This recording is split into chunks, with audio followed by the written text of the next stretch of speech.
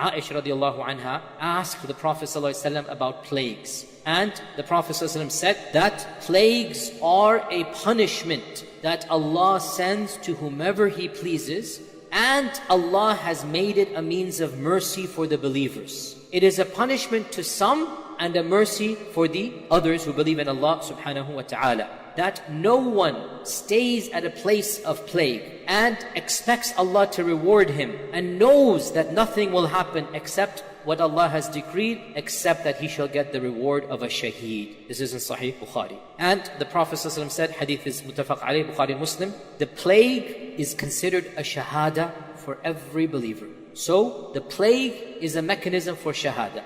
Now the context of Amwas in particular, Ta'un Amwas, which is the plague that I'm going to talk about inshallah ta'ala, it's actually narrated at an interesting time from the Prophet ﷺ. So the Prophet ﷺ did not live to see this plague, but he prophesied it. So Auf ibn Malik radiallahu ta'ala anhu, he said, I went to the Prophet ﷺ during Ghazwat Tabuk, Battle of Tabuk, and he was sitting in a leather tent alayhi salatu wassalam. And the Prophet ﷺ is sitting in his tent.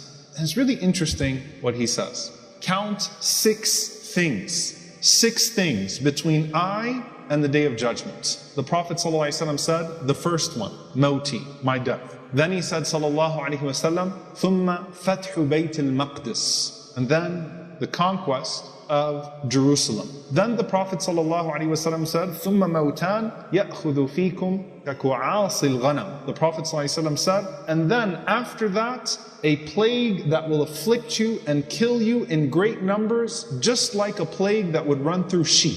The Prophet ﷺ said that would be the third thing. Then the Prophet ﷺ said, and I'll mention the other 3 just to finish the hadith, he said that you would have an increase of wealth to such an extent that even if one is given 100 dinars, he would not be satisfied. So wealth comes upon the ummah. The ummah experiences a great period of wealth. Then he said, ﷺ, an affliction, a fitna that no household, Arab household would escape. And then he said, ﷺ, a truce between you and Bani al-Asfar, which are the Byzantines, the Romans, who will betray you and attack you under 80 flags. Under each flag will be 12,000 soldiers. So the implication is that the Roman Empire would not be the traditional Roman Empire. It would break into nations and different flags, and those nations would gather against you. After you had a peace with them, they would gather against you. And you can kind of understand now why the Sahaba thought the Day of Judgment was in their time. Like if you think the Day of Judgment is around the corner and imminent, first of all, every generation of Muslims thought that. And the Sahaba themselves really thought that they were going to experience Yawm al-Qiyamah. Why? The Prophet ﷺ's death was in what year? 633. And then, literally in order, Fathu Bayt al-Maqdis, the opening of Jerusalem, was in the year 637. Okay? So just a few years pass, and then you have the opening of Jerusalem, and then you have the plague that the Prophet ﷺ was talking about of Amwas, Ta'un Amwas, which was the year 639, and the town of Amwas is a town in Palestine. It's only about 25 miles historically away from Jerusalem. So you've seen 3 of the 6 signs pass just like that in a matter of a few years. So if you feel as you're kind of watching everything happening in the world today, and you're like, it must be Yawm al-Qiyamah coming around the corner, subhanAllah, imagine if you lived in that time. So let's get to this plague. 639 in the town of Amwas, the Khilafah is the Khilafah of who?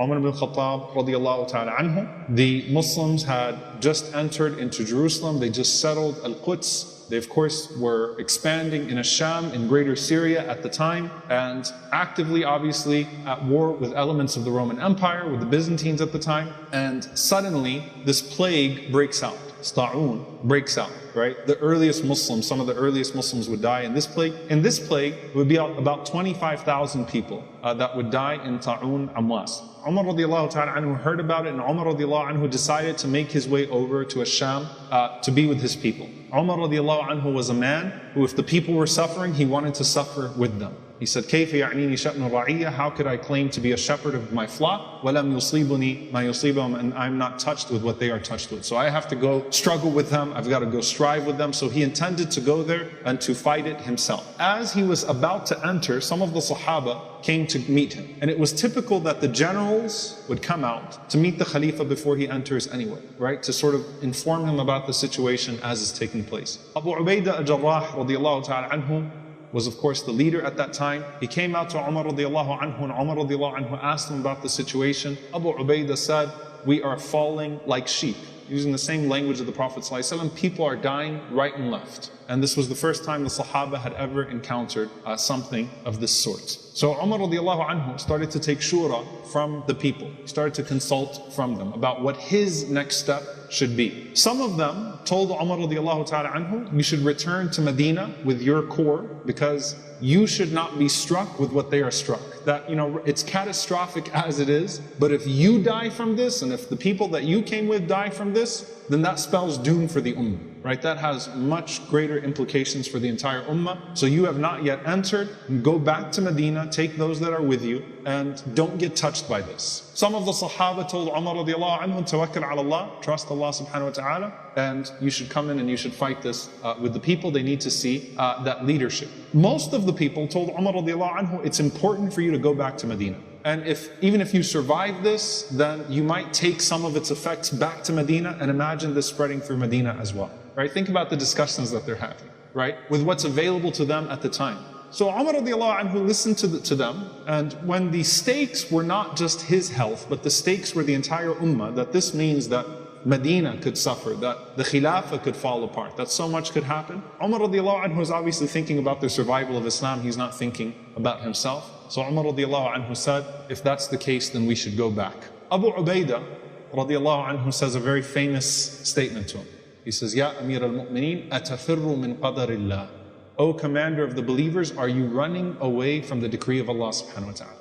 And Umar radiallahu ta'ala anha said, لَوْ قَالَهَا غَيْرُكَ يَا أَبَا عُبَيْدَةَ. I wish someone other than you would have said that, O Abu Ubaidah. Because he loves him so much, respects him so much, holds him in such high esteem. And so he hated to have that difference of opinion with Abu Ubaidah radiallahu anhu. And he had hoped that a statement like that would come from someone else. He said, نَفِرُّ مِنْ قَدَرِ اللَّهِ إِلَىٰ قَدَرِ اللَّهِ. We are fleeing from the decree of Allah to the decree of Allah. We're fleeing, we're running away from the decree of God to the decree of God. This is probably the most important lesson to seize from this entire thing, okay? Tawakkul, trust in Allah, is not foolishness. Trust in Allah is not recklessness. Trust in Allah is al-akhdhu bil-asbab, to do your part and then put your trust in Allah subhanahu wa ta'ala. To intentionally put yourself in harm's way. And by the way, this is for the grand and for the micro, because some people really mess this concept up, okay? To put yourself in a position of harm, or to not take harm seriously because you say, it's okay,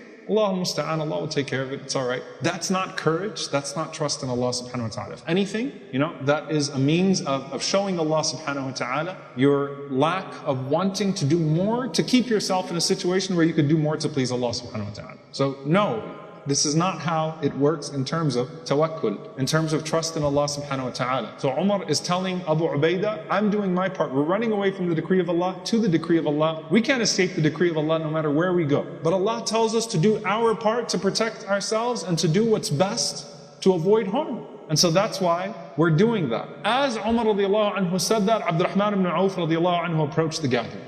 And Abdurrahman ibn Auf had heard what the debate was about. And Abdurrahman ibn Auf said, I have some knowledge of this from the Prophet ﷺ. He said, I heard the Prophet ﷺ say, إِذَا سَمِعْتُم بِالطَّاعُونِ بِأَرْضٍ. If you hear about بِطَاعُونِ بِأَرْضٍ, if you hear that a plague has struck a land, فَلَا تَدْخُلُوهَا, then do not enter into that land. وَإِذَا وَقَعَ بِأَرْضٍ وَأَنْتُم بِهَا فَلَا تَخْرُجُوا مِنْهَا. And if it strikes a place and you are in it, then do not leave that place. So again, the Prophet ﷺ say, if you hear about the outbreak of a plague in a land and you're not in it, don't go to it. And if you are in a place where the plague strikes, don't leave it, right? What does that sound like? The word that's the Q word, right? Quarantine, right? This idea of trying to contain the harm in one place as much as possible. Once Abdurrahman ibn Auf said that, then it basically settled the debate. The Prophet ﷺ said it. Umar, as he turns back to go to Medina. So Abu Ubaidah radiallahu anhu remained behind as things started to get worse in Palestine. He called for Abu Musa al-Ash'ari radiallahu ta'ala anhu, and he asked him to look for a place that they could take those that are infected out immediately and put them in one place from the rest of the population. So now let's separate the population from the rest. Anyone that's sick, let's go ahead and separate them at this point. Abu Musa radiallahu anhu said, okay. He got home. Abu Musa went home that day and he found that his wife was struck with it. And the wife of Abu Musa al-Ash'ari died that same day, radiallahu ta'ala anhu wa anha. So then Abu Ubaidah radiallahu ta'ala anhu, as Abu Musa was struck obviously with what just happened to his own household, Abu Ubaidah radiallahu ta'ala anhu, he took his camel and he started to look himself for an area that he could quarantine some of that population, that he could put that population in. And just a few hours after that, Abu Ubaidah radiallahu ta'ala anhu suddenly fell ill, and he fell down and he looked like he was about to die too. The people came to him, they rushed to him as he was about to die, and he gave this beautiful nasiha, this beautiful advice to people as he was dying. He said, "Inna Allah kataba ala bani Adam al-maut." Allah has written death upon the children of Adam. فَكُلُّهُم مَيِّتُونَ. And so all of them will die. He said, فَأَعْقَلَهُمْ مَنْ كَانَ أَطْوَعْ لِرَبِّهِ وَأَعْمَلَ لِمَعَادِهِ. He said, and so the smartest child of Adam is the one who is the most obedient to his Lord, وَأَعْمَلَ لِمَعَادِهِ, and who has done most to prepare for their journey. Now when Umar radiallahu anhu got back to Medina, he worried about Abu Ubaidah. He wanted Abu Ubaidah to come with him. So he wrote Abu Ubaidah radiallahu anhu a message. He knew that if he told him, "I'm worried about you, come to Medina," Abu Ubaidah would say no. So he sent him an ambiguous message. He said to Abu Ubaidah, "Inna li bika haja," I need you for something. And so when you receive this, فَإِذَا جَاءَكَ كِتَابِي هَذَا فَاقْدِمْ عَلَيَّ. Once this letter of mine reaches you, come to me right away. So he left it kind of ambiguous. Abu Ubaidah read the letter, radiallahu anhu, in Palestine at the time, and he laughed. So he actually laughed when he read the letter, the people around him, because he knew what Umar was trying to do. He responded to Umar radiallahu anhu, he says, "Innani la arghabu an jundi." He said, "I'm not going to leave my troops behind. Wa arda bi qada'i rabbi," and I'm satisfied with the decree of my Lord. And to die of this is shahad. So Umar radiallahu anhu wanted to protect him. Abu Ubaidah knew that, even though Umar was intentionally ambiguous in the letter that he sent to him. So he said that it'll be shahada. Umar radiallahu anhu was pacing in Medina, waiting for the letter to come back. Right? He wanted Abu Ubaidah to survive so badly. He loved him so much.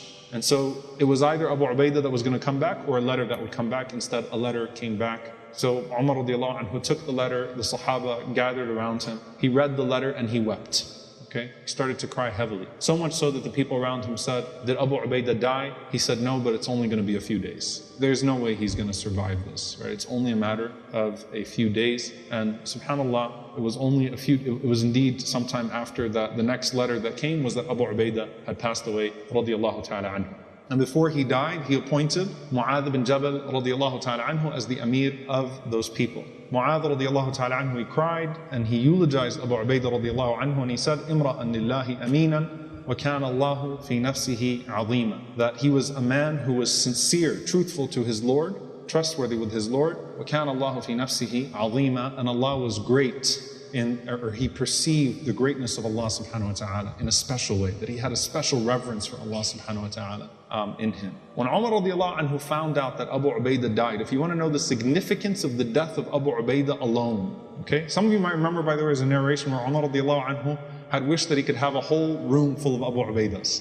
Abu Ubaidah was not a replaceable person, and so when he passed away, Umar radiallahu ta'ala anhu wept and he said, "Wallahi," this is significant. He said, "If Abu Ubaidah was alive, I would have appointed him to be the Khalifa." And he said, "And I would have met Allah in peace.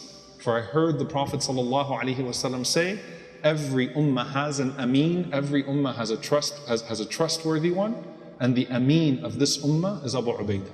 Was Umar a selfish person? Was Umar worried about himself? No, because when something similar struck Medina, Umar radiallahu anhu went out of his way to suffer the worst of what the people suffered, right? He didn't eat what people could not eat. People would bring him meat, he didn't take meat. He found his son carrying a piece of watermelon in the home. Umar radiallahu anhu said, "No one's eating watermelon until the whole ummah can eat watermelon, even if he bought it from his own money." Right? We're all going to struggle together, and Amir al-Mu'mineen, the leader of the people, should struggle the most of them. So Umar radiallahu anhu almost died in the drought that would strike Medina. In fact, subhanAllah, there's a beautiful statement from Umar radiallahu anhu that once he was sitting, he was so hungry, death was so imminent, he hadn't eaten for so long that his stomach was making noises. And Umar radiallahu anhu, he's tapped his stomach and he said, "Qarqir aw la tuqarqir, wallahi la tashba' hatta yashba' al-Muslimin." He said, "You could growl or not growl, I swear you will not be filled until the Muslims eat." SubhanAllah, disciplining himself, like, I don't care how much I suffer, I will strive with the people. So that's Umar radiallahu anhu's way. Mu'adh radiallahu anhu, when he saw the death of Abu Ubaidah, he said that this is a mercy from your Lord, the prophecy of your Prophet sallallahu alaihi wasallam, and that which has taken some of the righteous before you. And then he said, "Oh Allah, let the family of Mu'adh get the biggest share of this mercy." It's a very strong dua. Why? Mu'adh radiallahu anhu, no sooner in him making that dua, Mu'adh radiallahu anhu's 2 daughters died, 2 sons, and his spouse. His whole family died from the plague. Then Mu'adh radiallahu ta'ala anhu also passed away. Amr ibn As radiallahu anhu was appointed next as the Amir next. And Amr ibn As radiallahu anhu was, a strategist, right? He's also a person who was exceedingly talented in terms of war, in terms of battle and arranging armies and things of that sort. So Amr ibn As radiallahu anhu, very pragmatic, very smart, very strategically, he stood up and he said, "Ayyuhan nas, O people, when these plagues spread amongst the people, it's like fire." So he said, we should go to the high grounds away from the affected areas. And every family, instead of trying to quarantine the sick and then you can't keep up, Amr ibn As radiallahu anhu said every group of people, or he split them up into groups of people in accordance with the way that he was analyzing them, stay in a tent, and he said stop coming to any type of public place or any type of convening and get away from this town. So they went literally into the mountains, and he set up the tents for the families to basically stay. And at that point, the plague had ended and no one else had passed away. So subhanAllah, some of them said the sidq of Mu'adh radiallahu anhu, that his family was the last to ingest that plague. And they all passed away as shuhada, as Mu'adh radiallahu ta'ala anhu had wished. So after Amr ibn As radiallahu anhu took the Sahaba, or took the people to the mountains, some time passed and no one else passed away from that plague.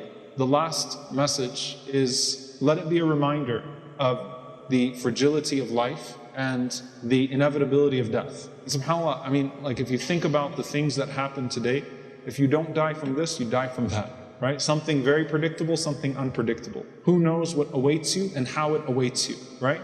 فَلَا تَدْرِي نَفْسٌ مَاذَا تَكْسِبُ غَدًا. No one knows what will happen tomorrow. No one knows. بِأَيِّ أَرْضٍ تَمُوتُ. What land they're going to die in. You don't know how or where you're going to die. You might as well use your life in a way that is beneficial and let these reminders trigger that longing for the hereafter, and think the way that Abu Ubaidah radiallahu anhu said for us to think.